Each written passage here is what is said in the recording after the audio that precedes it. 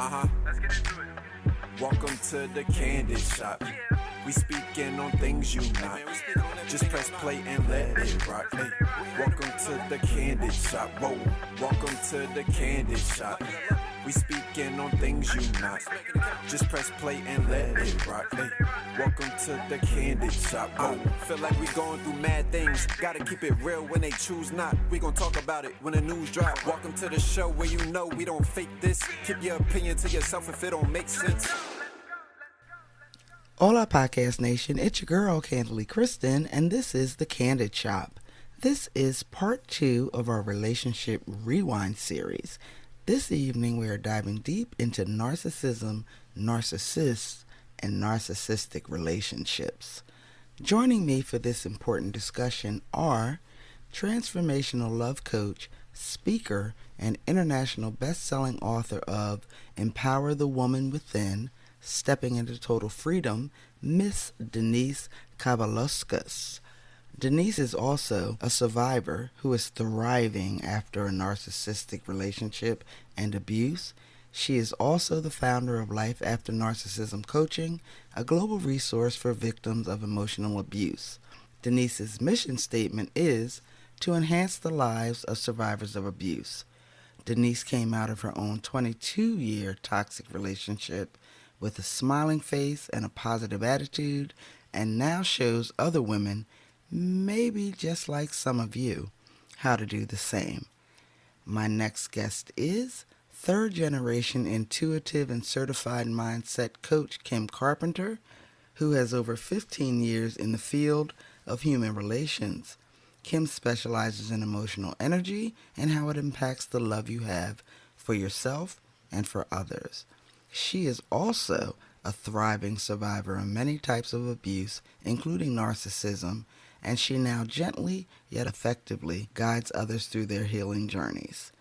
And last but certainly not least, we have Miss SJ, aka La Disco Mama. SJ is a survivor of narcissistic abuse who turned her pain into purpose by helping others who have been targeted by this same type of abuse. SJ's mission is to spread awareness and education about domestic violence and narcissistic abuse, and to empower, support, validate, and guide survivors as they navigate healing, no contact, and co-parenting with a narcissist. I want you all to join me in welcoming these three amazing ladies to the Candid Shop. Yay! I am so grateful that you all survived and are thriving and are here to have a candid discussion about this talked about topic. Happy to be here. Hi, glad to be Hey, here. hey. Thank you for having us. You're so welcome. Thank you. I love my music intro too. Let me just say that tonight marks the exact 1 year launch of this podcast. We launched the day after Valentine's Day 2021. Our first episode was 2020 What the Fuck, and we talked about the pandemic and all of those kinds of things. But I purposely wanted this episode to air on the same day, not just because it's my anniversary, but because there was a whole lot of people sitting across the table last night at dinner and getting loved up on by a whole narcissist, and they don't even know it. Mm-hmm. Right. They got all that Valentine's Day true. yum. All right. So before we get into the meat of the conversation, I just want to give a little bit of definition, a couple stats, and then we'll just get right into the conversation about what it is to deal with a narcissist, red flags, to if you're dealing with a narcissist, and all that other kind of stuff. So Narcissistic Personality Disorder is actually a diagnosis in the DSM. It is considered a disorder in which a person has an inflated sense of self-importance. It's more commonly found in men than women, and symptoms include an excessive need for admiration, disregard for others' feelings, i.e. lack of empathy, the inability to handle criticism, and an overwhelming sense of entitlement. The cause of this NPD, is what they call it, is unknown, but likely involves a combination of genetic and environmental factors. what I found interesting in trying to research this, because there's not a lot out there about it, is that only 1 to 6% of the entire population actually suffer from a formal diagnosis of NPD. The rest of them are just kind of low-key assholes, I guess.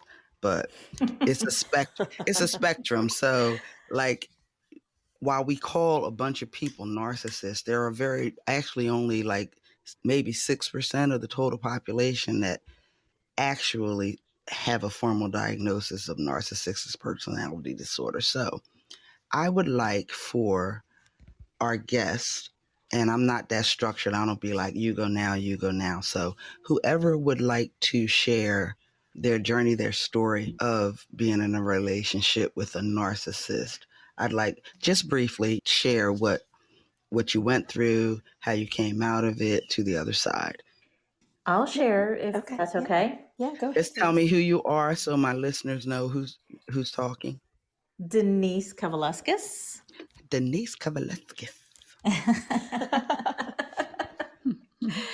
I love that you talked about the diagnosis, and what was coming through my mind when you were sharing that is the reason why 1 out of 6 and the statistics of that is because a narcissist doesn't think that they are the problem.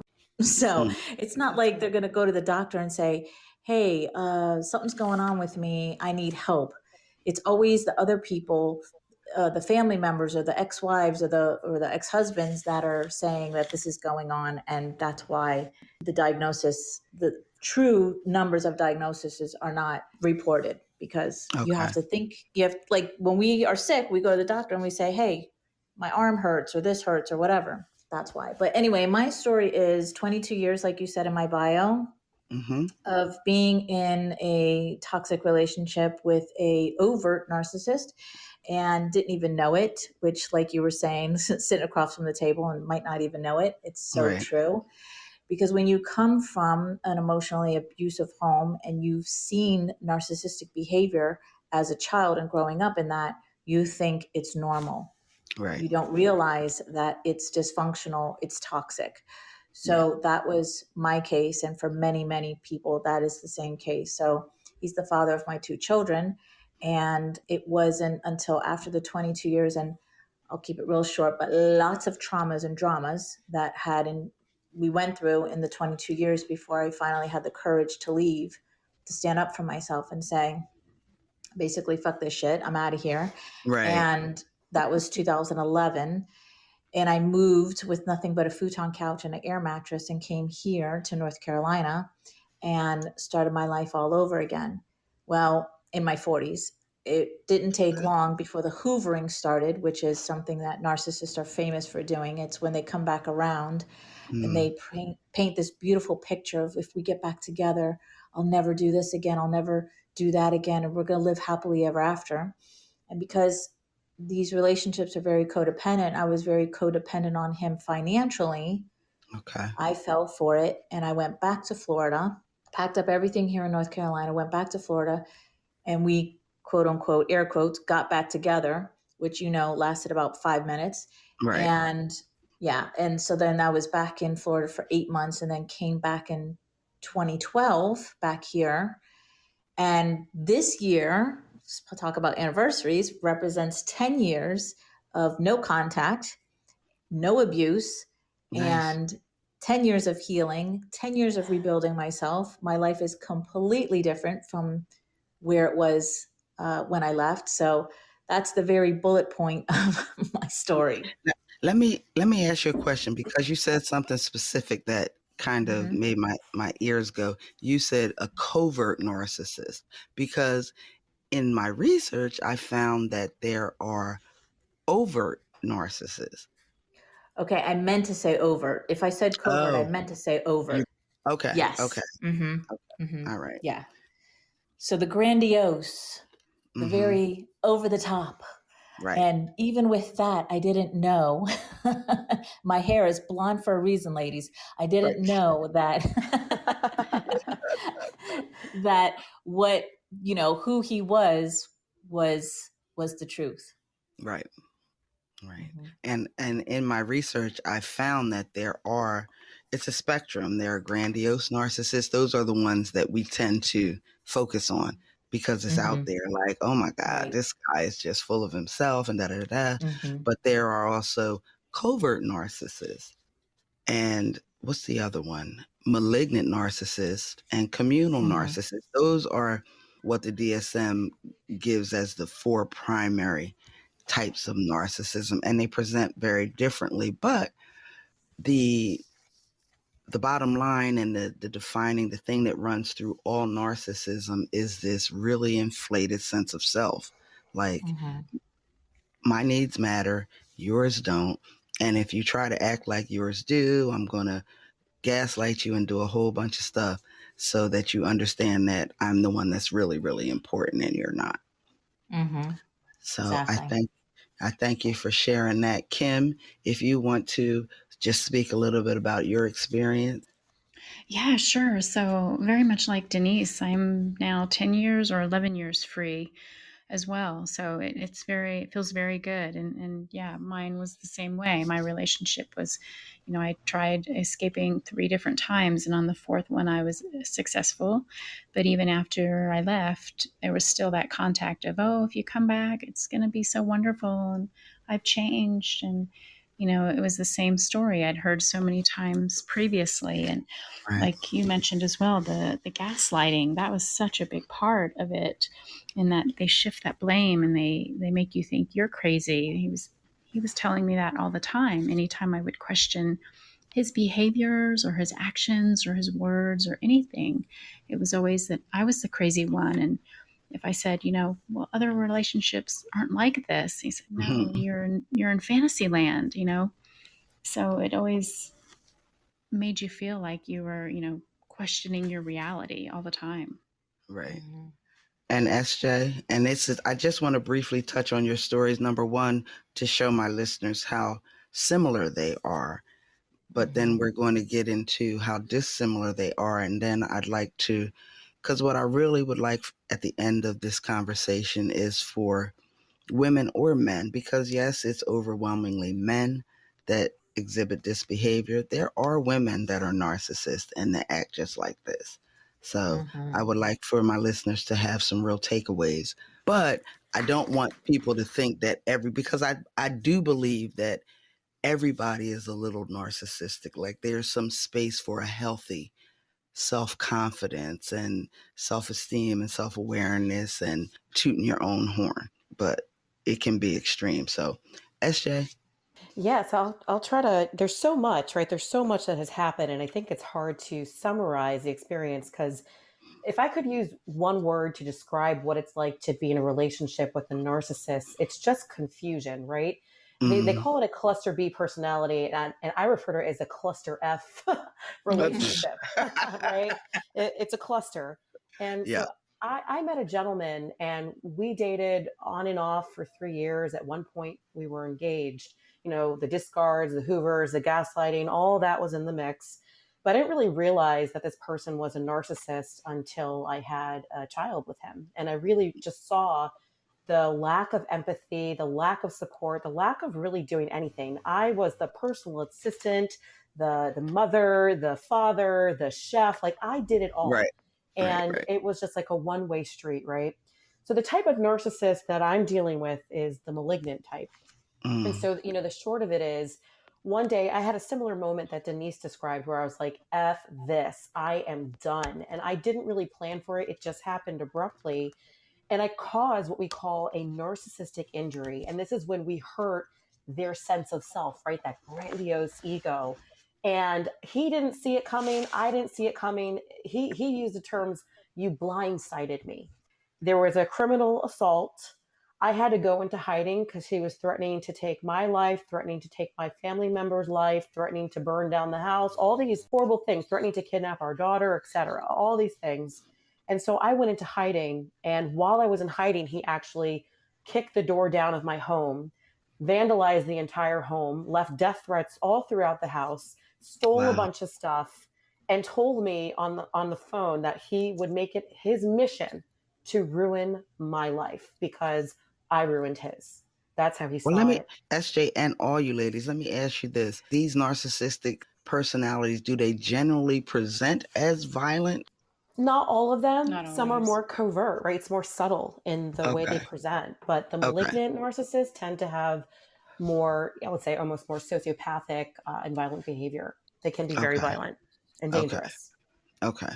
Okay. So basically, the police came to my house and they basically told me this. They said, you have to do something about it.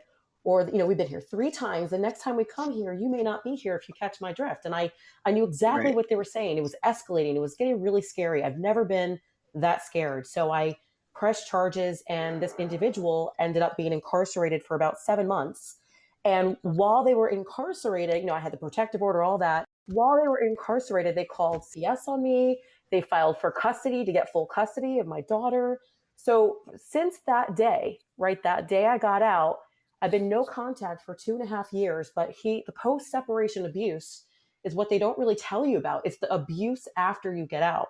And Right. I've been drugged through the legal system for custody, for criminal court case, for protective orders for the last 2.5 years. And finally, I won full custody of my daughter, and there's Okay. only supervised visits. The only residual abuse that I'm dealing with is stalking. So I'm just managing that. But otherwise, I am on the up and up, rebuilding and glowing. Like, I am doing so well. Awesome. I love it. I love it. I love it. So I just wanted to read one other thing, and then we will take questions. Nobody has typed any questions in the chat, but we have a few people in here.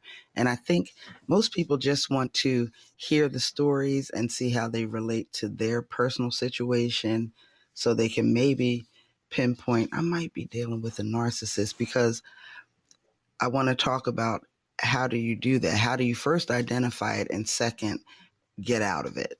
But I wanted to read this. I don't know if any of you have ever heard of Sandra L. Brown. She is the founder of the Institute for Relational Harm Reduction and Public Pathology Education. She wrote an article called 60 Million Persons in the U.S. Negatively Affected by Someone Else's Pathology. So she said there are approximately 304 million people in the U.S. 1 in 25 people will have disorders associated with no conscience, which include antisocial personality disorders, sociopath, and psychopath. 304 million divided by 25 equals 12.16 million people with no conscience. So we're talking about narcissists. And each of those antisocial psychopaths will have approximately 5 partners who will be negatively affected by their pathology, which equals 60.8 million people just proximally affected by a narcissist. That's a big number. And why there are no quantitative studies on this is beyond me. It was just, I read that and I was like, damn, when you do the math, it's like, okay, that's a lot. Who's not a narcissist once you do that, right? Right. And I don't know about any of you, but I actually had to look at myself in the mirror like, bitch, are you a narcissist? Then I said, no. I do have a healthy self-confidence, but I'm certainly not a narcissist. And I don't know a narcissist that can say they're a narcissist. They Right. can say that you're a narcissist, though. That's why Right. you question That's right. yourself and think that you're a Right. narcissist. Yeah, And they'll it's learned project it. behavior, I think, too. So, sometimes you learn how to mirror people and gaslight people from the Yeah. narcissist, especially if you have a narcissistic mother or father that you grew up with. It's Mm-hmm. kind of hard to determine unless you get diagnosed. And like the lady said before, a lot of people don't get diagnosed because a true narcissist is not going to think that the problem is with them And go get help, right? and go get help. Right. Exactly. You the one that need to go get help. I told Right. my narcissist, I said, you're a narcissist. And he was like, we're both narcissists. And I was like, okay, well, that's double danger. Goodbye. I'm not even going to argue with you on that. I'll be that. But goodbye. Right. So ladies, Yeah. you mentioned a term that I didn't encounter in my research, and that was hoovering. Tell me what that is, what that looks like in real life. Do you want to take that one, Denise? It sounds like you had a lot of that. Yeah. Basically, what it is when they come back around after the breakup. So, stalking is also a form of hoovering. In my experience, the hoovering was him coming back around. And so he knew he could get to me through our daughter. So he started with her, because narcissists, they use people, and they have no, like you were reading in the report, they have no conscience. So the hard pill that I had to swallow, and I'm sure every mom has to swallow when they have children with a narcissist, that they don't even love their own children. Mm-hmm. So he knew that he could get to me through our daughter. So he started with her and painting this beautiful picture of, we are a family and come back home and we're going to do this and that, and this is not going to happen anymore. And just basically fantasy land. Right. And then he knew that, okay, well, we have to tell mom, right? So then my daughter came to me and said, Mom, Dad really loves you. Dad really wants us to come back. And my daughter was 17 at this time. So she wasn't a baby. Yeah. And he really wants to talk to you and this and that. And so, like I said, this was the first time that I was financially on my own. So I was scared. We had an apartment, I had a job and all that, but I was still scared because I was with him since I was 19. So that's the way that he got through to me. So hoovering is basically coming back around and painting the picture and whatever they can do to manipulate you to come back into their world, because they have to have their narcissistic supply. And at that time, I was his supply. And when they don't have supply, they have to fill that need of having supply with having somebody. So basically the hoovering. And Denise, can I add on to that? Because I think there's a couple things, right? We think a lot about the after they lose control of you, the hoover afterwards, but they also do this thing. It's more of a preventive hoover. So if they start to get an inkling that you're having enough of their behavior and you're going to leave, what they like to do preventively is hoover you with future faking. So what they'll do is say, no, I'll be good. I'll change. Or no, let's go to couples therapy. We're going to work this out. We're a family. So sometimes they do hoovering before you even leave, so they can lure you back in to the lion's den. Be proactive. Yep. So they're tricky. Yep. So a lot of what I saw in my research was that narcissistic behaviors are, I don't know if they're hard to pinpoint or the red flags are there and they just look like something else.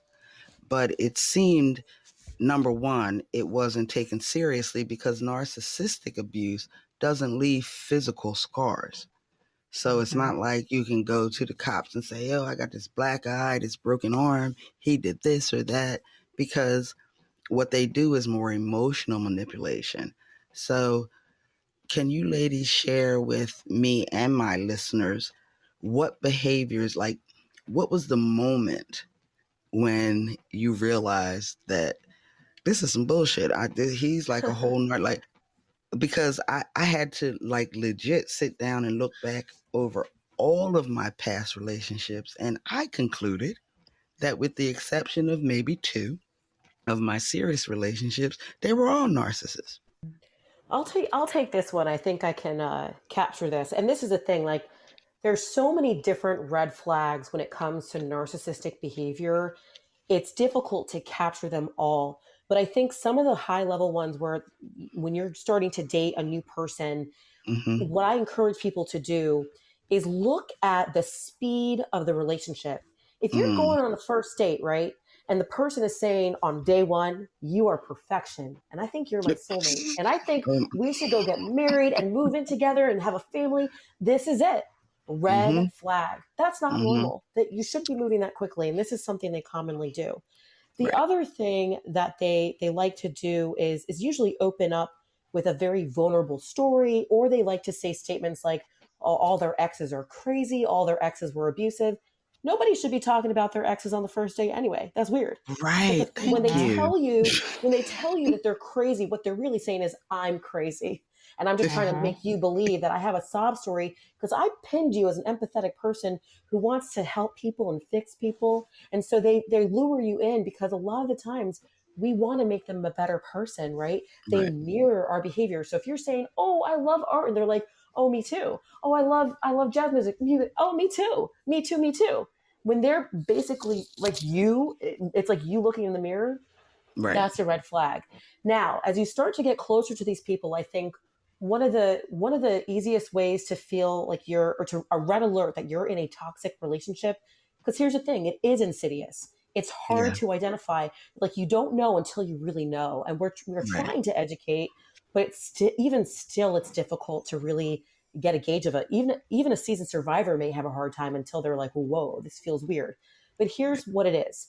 When there's really high highs, right? They're love bombing you. They're giving you these gifts. They're going on vacations. Like, they are just laying it on thick. But then all of a sudden, they disrespect your boundaries. They call you the B word out of the blue. They start devaluing you. It's those high highs and low lows. If you're on the roller coaster of love, you're probably actually on the roller coaster into an abusive relationship. Right. Okay. Thank you. That was SJ. Yep, that's me. Thank you so much. You're welcome. Denise or Kim, anything you want to add to that? And then after you guys give me each of your definitions of red flags, things that people can look for, women and men. And I know we're a bunch of women here, but I want people to understand that women exhibit this behavior as well. Then I want to talk about a little bit about what each of you do in terms of supporting and encouraging and giving tools to survive and thrive. Well, the moment for me was when I realized that he was who he is, was the day that I asked for a divorce. This was in 2008. And so he dabbled in cocktail of pills and had depression and anxiety, and a whole bunch of stuff was going on. But that day I told him I wanted a divorce and I was serious. I had said it a million times before. I don't know what it was about this day. Maybe it was just the buildup of all the drugs that he had put into his body and all the depression. And so my son and I went to the store, which was 4 blocks away. And my daughter, 14-year-old daughter, had stayed at the house and she was taking a shower and her dad was in the next room. He had been hibernating in the room all day. And because I told him I wanted a divorce, right? So his depression, he wanted to be alone. And I went to the store and I come back and we weren't gone, but maybe 20, 30 minutes. Cause like I said, it was 4 blocks away. And I come home and this was the biggest trauma that we had ever been through in our entire life. And that was, he had attempted to take his life that day with our 14-year-old daughter in the next room. So she had gotten out of the shower. She was in her bedroom. He was in his bedroom with the door locked and she heard the gunshot. And and so naturally she stormed out of the room and was like banging on the door. She could hear him moaning, but he had locked the door so she couldn't get to him. So I believe he unlocked the door somehow and she got to him and dragged him out of the room into out of the room and towards the living room. And she had the phone and she was calling 911 and she had him on her lap. And when my son and I came home, this is what we walked into. And so obviously, your brain goes into like all these things. And I hadn't really realized, I knew he had guns, but I didn't realize, it just didn't dawn on me that he would do that. So that was when, not only saying that I wanted a divorce, but that was the day that I was like, this is just crazy town. And I just can't, this is getting worse and worse by the minute. And if I don't do something, if I don't leave, then what else could happen? Here's what I want the listeners to really grasp: the victims of narcissistic abuse, because I did not leave him until 2.5 years after that. And that was because of the guilt that I felt that if I leave him now, because my kids were 14 and 13 at the time, if I leave him now, what kind of a mom would I be?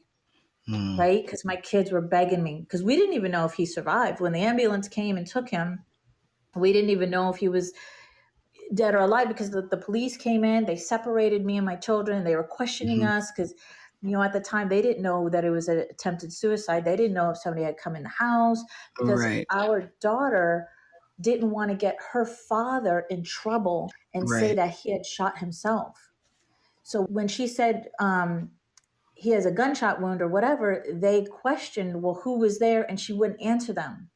So they didn't know if people came in the house, if it was anything. So that was such a huge pivotal moment. But still, 2.5 years later is when I left. Wow. Even after that. Can I your story just triggered something that I wanted to share real briefly. I had a similar situation and I had no clue that I was dealing with a narcissist. I was at work. My almost adult daughter was home with my boyfriend at the time, and I'm at work. It's my birthday. And I was already like over him and all of his shenanigans. He decided to try to take his life. She said, Mom, Kelvin's in here. He done took some pills and some other shit, and I called the cops, and I don't know. He in here naked, and I'm like, wow, that's really what they do. And then because where I live in New Jersey, if they come there and even if it's an accidental overdose and he made the mistake, I don't know if it was a mistake or not. When they asked him, did he do this on purpose? He said yes. So that's an automatic you're going to for 72 hours at the psych ward. And then all that day, he's calling me, are you going to come see me? No, dude, it's my birthday. I never intended on spending it with you, which is why I went to work. Normally I take the day off. But just like, so you would really risk your own life, because once you do something, especially taking pills or something, you don't know the end result. You could really die. And it's worth it to just manipulate me? That's crazy. It's because it was your birthday. Oh my God. And it didn't, because I was like, well, I'm not there. They took him and I went on and had my birthday and kept it moving. He was like, you're not going to come see me? No, for what? No, I did go to see him because I just really wanted to look in his face and say, are you serious with this? Like in front of my kid? It was too much. So Denise, I'm sorry. I had to just interject that because when you said that, it triggered that memory. Well, that's great that you shared that so that your listeners can see the extent that they're willing to go to, right? For mine was, I want a divorce. Yours was birthday. Like crazy town. Crazy. Right? I wanted to explain something. It's called fog, right? It's the three things that when a manipulator or an abusive person feels that they're losing control and power over you, they will use one of three things, or perhaps all of these things, right? And when Denise was talking, she was saying she stayed for 2.5 years after that because she felt really guilty, right? So fog, fear, obligation, and guilt. Those are the three things that they use to keep us there. So in my case, it was fear, right? I'm going to end your life if you leave. I'm going to end your family's life. He tried to use fear. Denise was guilt, and it sounds like yours was guilt as well. Wow, that's going to be in the show notes, y'all. Believe that. Fog, fear, obligation, guilt. Okay. Oh, this is really, I think really mine good. was fear too. I'd had red flags and gut instincts, since 1 or 2 months into the relationship. And for me, I guess the realization about who he really was came about, 6 months before I had left. And I was going to therapy at the time, just because he had, he kept telling me I was so crazy, crazy, crazy. And so I was like, okay, I'm going to go and, figure this out. Right. And my therapist actually classified him as being a sociopathic narcissist. And that's when I started looking into it and kind of understanding, exactly what it all was. And so I started standing up for myself because I was getting more of my self-love back and more of my true self and who I was, and trying to stand up to him. And That's when he became more controlling, more, he started stalking me at work. He asked me to plan a trip. And for us, traveling was his way of love bombing, because we took some really great trips to a lot of Right. places, but that was his way of control. And so he asked me to plan a trip out west to the Rocky Mountains. And he just kind of casually mentioned, oh, well, maybe we'll go for a hike one day and you'll accidentally fall off the side. And Oh, no one will know that anything has happened to you. And that's when it kind of really hit home. And I was like, wow. yeah, no, this isn't going to No. happen. My life isn't going to end in your hands, Right. So here's what swirls through my head whenever I have any kind of conversation about toxic relationship, be it narcissism or any other kind of toxicity. Why don't I see it? Because that's the question that was first and foremost in my mind. Like, why don't I see it? What is it in me that prevented me from seeing what is clear now was toxic and abusive behaviors on their part? Was there something lacking in me? And I think that people that hear this are going to say, well, what's wrong with me? And I'd like for any or all of you to please make it clear that it's not you, Boo. Yeah, I'm gonna give you one of the best metaphors I've ever heard, and this came out of a book called The Narcissist Playbook. Okay, so it's like this. You know how there's people who are on the beach that are looking out and they see a tsunami coming, and they're just kind of stunned until the tsunami takes them, and people are like, "What the hell? Why didn't you run for your life? Why did you just stand there and let the tsunami engulf you?" And like they get blamed, like people look at them like they're stupid, right? Didn't you see the tsunami coming? And it's very similar to being a victim of abuse, right? If you don't know the red flags or the signs that a tsunami is coming, when the water goes back in, when the animals start to scurry up, it is too late, because by the time you realize it's happening, that tsunami has already engulfed you. And it's the same thing with an abusive relationship. We didn't know what those red flags were. And if we did, if our intuition told us something, we either made an excuse for it, we either, just ignored it entirely, or made some sort of rationalization of why this isn't true. And one thing that manipulative people are really good is gaslighting. They're really good at getting you to ignore the intuition that you have. Right. Agreed. So now that we've talked about the problem, because I'm a solution-based girl, let's talk about ways out. What you can do when you come to the realization, whenever that is, at whatever point, and there's no set point for every relationship or person. Please understand that when you come into the knowledge, like deep in your shanana, like this guy is fucked up, he's a narcissist, and even if you don't have a name for it, I need to get out. But you're married and you have children and you got a life together. Denise, you were 22 years in. Give my listeners some of the steps forward and beyond this relationship. How do they do that safely? Well, first make a plan.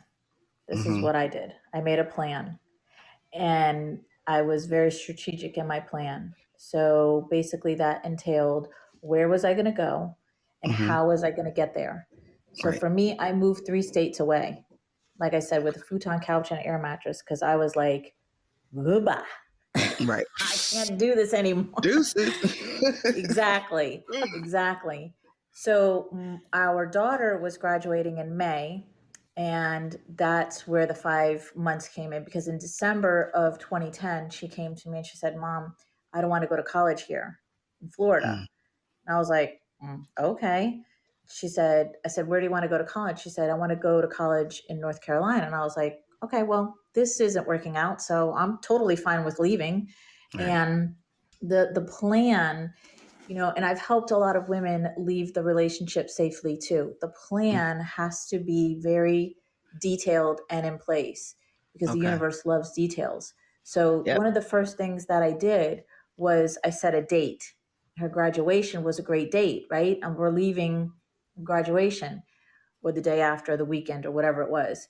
And then I booked the moving truck, right? Set that date. And then in between that time, I had to be the best actress ever. Right. Okay. to leave safely. This is so important because if they get wind, and this did happen, my ex did get wind that I was leaving. And what happened was he did it was another episode. It wasn't an attempted suicide, but it was another episode where he did the opposite this time. So he stopped taking all of the pills that he was taking. He went cold turkey on all the pills. Well, that led to hallucinations. That led to, I don't remember, 5 days of hallucinating, and then whatever it was. And then on the last day, his breathing got so shallow. I was up all night watching him breathe, making sure that he wasn't going to die on me, because this is my thought process. And his breathing got so shallow, I got scared. And I thought he was dead, literally. So I was smacking him and got on top of him and was shaking him. My son woke up, came in the room. It was another whole traumatic event. But after all of that was over, it was on with the planning to leave safely. So what I tell women is you have to be the best actress, and you have to really be very strategic in your planning so that you get out safely. And that means you don't tell a lot of people what you're doing. Right. You keep this to yourself, and you get everything in order. You get everything in place. So the moving truck, where are you going to go? How much money do you need to leave? Can you access money? I had one client who had, even before she told her abusive husband that she was leaving, they were both doctors, and she had an inheritance money in another country. She was from another country, and in her mother-in-law's name. And what we did was we planned it so strategically that, and her being the best actress, that she got that money not only out of that country, but out of the mother-in-law's name into a bank account here in America in her name. Nice. Then she told him she wanted a divorce. Okay. So before she left. Right. Got all your ducks in line before if you tell them you're leaving, or if you're just going to leave. Get everything in line. Because the minute that they find out, it could be another episode like what I just described, right? Right. Or worse. It could be worse. It could be worse. Yeah. Right. Thank you for that. Ladies, any of the other? Yeah, I wanted to add a quick list of things to consider that I wish I had. Obviously, Denise is absolutely right with having a safety plan in place. Make sure you have a place to go and they don't know where that place is. Go no contact. I mean, change your number, get off of social media. Essentially, you have to get off the grid. Do not let them know anything about you anymore. Do not let them have a window to anything that you are doing. As far as they are concerned, you do not exist. Now, if you share children with them, make sure you have preemptively reached out to an attorney and know the laws, because if you go missing in the middle of the night with the children, they're going to accuse you of kidnapping, and you don't want to get in any trouble. Now, lastly, make sure any important documents like birth certificates, social security cards, anything of value, get a hold of it now, because they will hold onto it and destroy anything that is important to you. So know that ahead, and change all your passwords to every account you own. Got it. So these are similar mechanisms that are in place with any kind of domestic violence situations like these. Just because the person is not physically harming you doesn't change the danger that you could be in. I'm not sure who hasn't given their weight in on how to safely step away from this relationship. Kim, did you want to add anything on? Hi, yeah, I'll add in, and I'm in agreement with both of you. It's to have that plan in place and make sure it's safe for you. And if there's any kids or anybody else involved, I mistakenly wrote myself a Post-it note one time because he was going into my email and checking, I had one friend that stood by me through it all, and I was telling her everything. And unbeknownst to me, he was going in and reading my email. So he knew what I had been telling her. And so I wrote myself a Post-it note one time it said something to the effect of, you need to leave, or just do it, or something to that effect. And he found that and he questioned me. And so then I came clean and said, yes, I was planning on leaving. And from that point on, I think I slept with a screwdriver underneath my pillow because I was so afraid that, he was going to do something in the night. He was progressively getting worse with his behaviors, although he had never been physically abusive with me. I could I don't know, I sensed something was coming. So, Right. so yeah, just protect yourself in any way and just reach out to, if you still have it touch with family members or friends or anyone that you can go to. In my case, I went to a local shelter just to talk to them to see what, the steps were in leaving and different kinds of things. And I ended up, actually, my mom and stepdad came and helped me move out. But yeah, safety is very important. Awesome. So, ladies, so now you're on the other side, you're out. You are trying to rebuild your life separate and apart from this person. Talk to me about, number one, healing. Number two, no contact and what that means. And number three, how you co-parent if you have children with this person and what that looks like in real time, because that's where it can get to be a sticky wicket for people. No contact, but I got a co-parent, and now I'm trying to heal and do all these things. I don't necessarily want my children to not know their other parent, and all of these moving parts that you have to deal with while you're trying to heal and get past the abuse. Yeah, I'll go first. That's a lot of ground to cover, but really, ultimately, healing is a huge part of this, right? Because if you don't heal, you are at risk of finding yourself in a relationship with another manipulative person. You were Mm-hmm. targeted for a reason. You have qualities that they like, so they're Mm-hmm. very predatory. So what you'll need to learn is the no contact boundary. That is your space to heal, but also just being able to tell people no, and that's not easy for people that have people pleasing tendencies. So Yeah. I'm very pro therapy. I think it's imperative to get a trauma informed or domestic and violence informed counselor, and Right. potentially doing that with some sort of coach to help you rebuild your life. And when it comes to being on the other side, if you're co-parenting, documentation is key. You need to Mm-hmm. document everything, because knowledge, documentation is power, and understanding. And then you have to go into this research mode, understanding their behavior so that you can Right. identify it and know how to handle it. And lastly, when it comes to sharing children with them, you need to paint yourself in the best light possible. And that's going to be Right. really hard, because this person abused you. You probably resent them. You might be jaded. And it's easy to fall into that hole.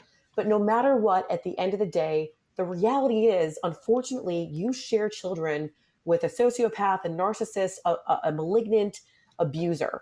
And you Mm-hmm. need to still foster a positive relationship, no matter what that looks like, with the Ooh. children, and make sure that the children see a healthy example of an adult, because they're not going to get it from the other parent. So, you know what's really hard? Healing and parenting, but it Mm. can be done.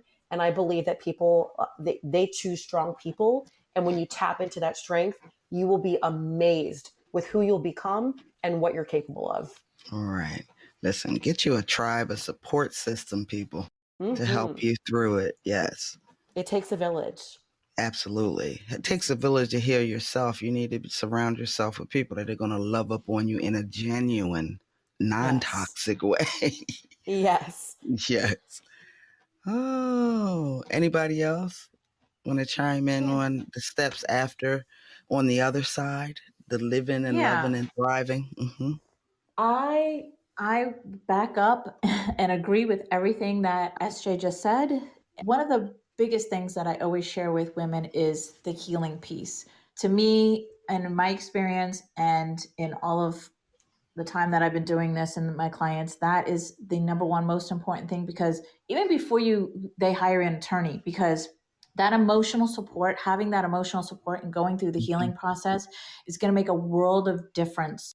Because somebody was sharing about the court system, and the abuse continues in the court system. Yeah. Narcissistic abuse is not recognized. Sometimes domestic violence abuse is not even recognized in the court system. So Right. in my experience and what I've seen with my clients is that the abuse continues in the court.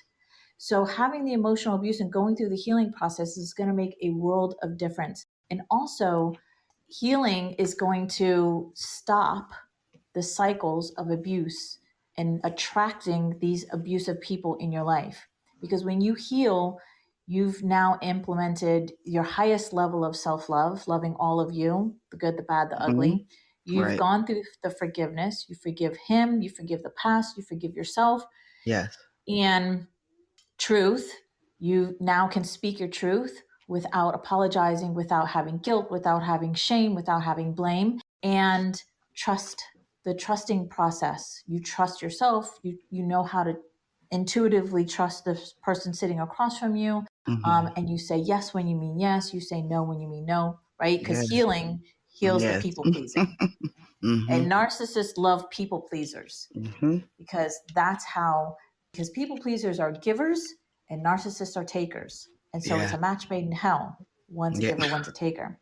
Yep. So yeah, I would say that's the biggest part to do before you do anything, is having your emotions in alignment, your emotions in check, so that you're no longer being manipulated by the court system or him anymore or anybody else. Right. Yeah, that's what I would do. Awesome. Thank you That's so my 2 much for cents. that. Miss Yeah, Kim. that healing is such an important part of it, because, you know, if you don't choose to do the healing, those patterns do resurface, and you end up in another relationship that's similar, or in similar circumstances, or just meeting people or drawing those people to you. So you really have to take that deep dive into yourself and get to know yourself on some pretty profound and intimate levels. And also that piece about the no contact, that is so important.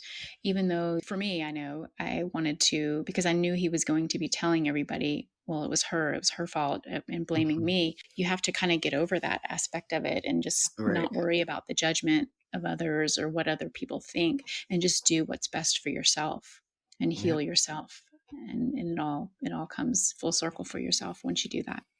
Agreed.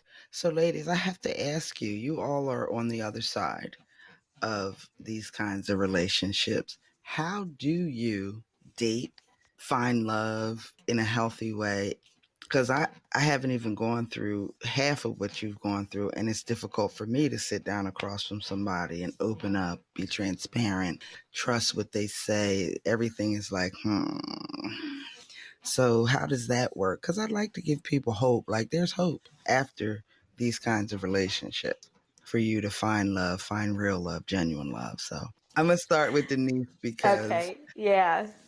Well, yes, 100% there is hope. 100% you can heal from these experiences and you can find true love. That's my whole motto, is true love after toxic love. I am blessed to have the man of my dreams. I'm married to the man of my dreams. We got married in June 2020 on a North Carolina beach. And that's my story of coming out of that 22-year relationship and healing myself to be able to attract somebody who's not toxic anymore, to be able to love myself on the deepest levels and not get manipulated. And that's my husband and I, when we met, had not even gone through my healing journey yet. That was 2013. And I pushed him away because I wasn't ready for a nice guy. I wasn't ready for somebody who was going to treat me well. I was still going after the bad boys, the ones who were manipulating me and gaslighting me, and basically just different versions of my ex. Right. And then when I started my healing journey in 2014, my now husband and I started to see each other in the beginning of 2015. And I was still going through the healing journey. I don't think I'm ever going to stop healing. It's always going to be a journey of healing. But that's when we started to date, and then we got engaged in 2017, and then we got married in 2020. So Yay. Absolutely, you can. Yes, absolutely. And this is what I teach my clients, like how to go from toxic love to true love. It's 100% possible. Yes. Awesome. That does my heart proud. I'm just grinning over here. Me too. Kim or SJ, either one of you guys want to share how you made that possible in your own lives and give my listeners some tools to do that as well? Yeah, Kim, I'll let you go.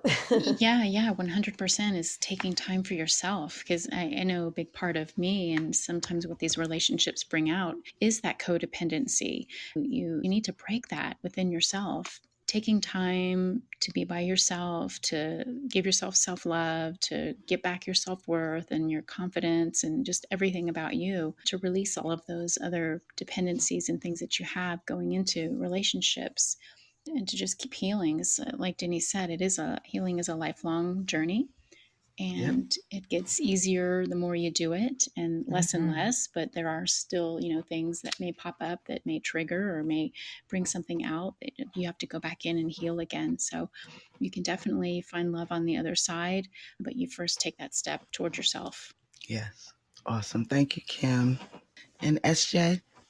Yeah, Denise, your story is inspirational, because I think a lot of people don't believe that that's possible, but it's so true. When you see what love isn't, you will now know what it is. And it really does bring that to light. So I'm so happy to hear that you found true love. And for myself, I haven't started dating because I'm so busy dating myself. I'm finally Right. taking space to just really find out like who I am and really heal those broken parts, and just do me. This is my time, and this is the first time I'm comfortable being alone.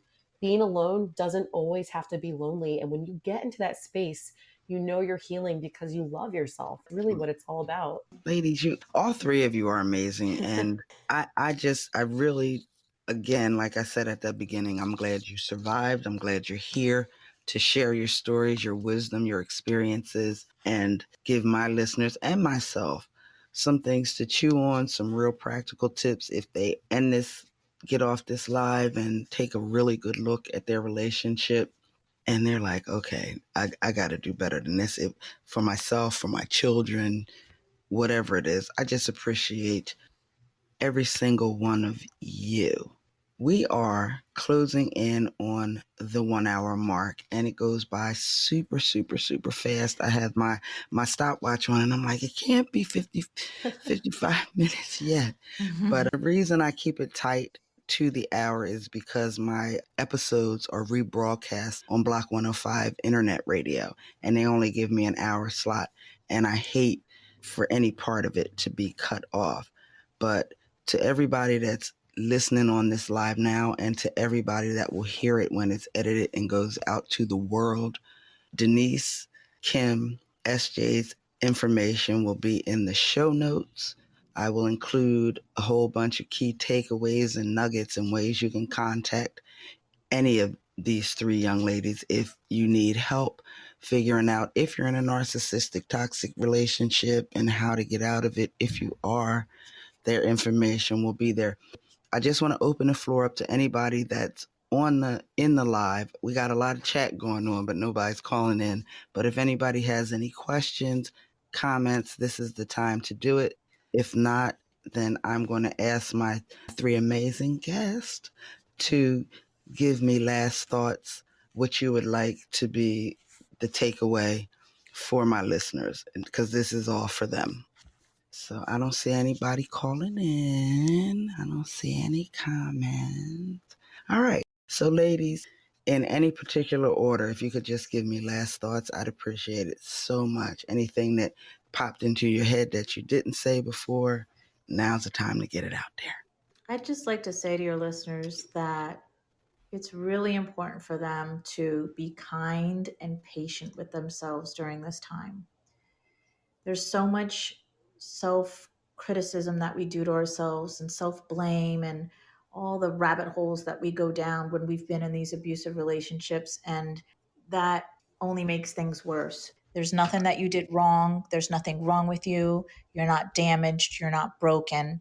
These are just simply unhealed wounds, and wounds heal. Thank you. Anybody else? I just want to say, for anybody listening, just know very high level that real love, it doesn't hurt. And that's the biggest red flag, right? If you're in a relationship and you feel like it hurts and you're crying every day and you don't know who you are and you don't recognize yourself in the mirror and you feel crazy, that's not love. That's abuse. And whether they're a narcissist or not, beyond the diagnosis, look at the behaviors and how that person's treating you and making you feel.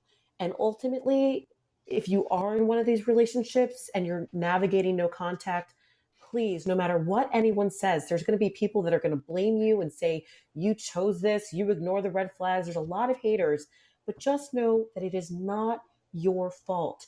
Abuse does not discriminate. It does not matter what color you are, what gender you are, how rich you are, how educated you are. It doesn't discriminate. This can happen to anyone.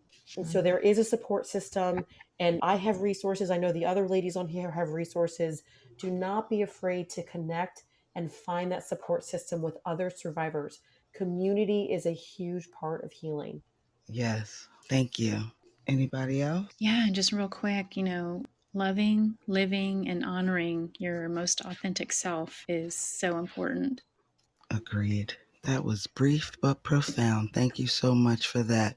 So we are at the end of our time together. I wish it could be longer. I am going to absolutely reach out to all three of you to do a one-on-one so that I can have follow-up to this episode. I think it's super important, under-discussed, and I'm glad that it was a topic that I landed on. So our next live, ladies and gentlemen, will be on March 8th. We're going to move off of relationships and into entrepreneurship.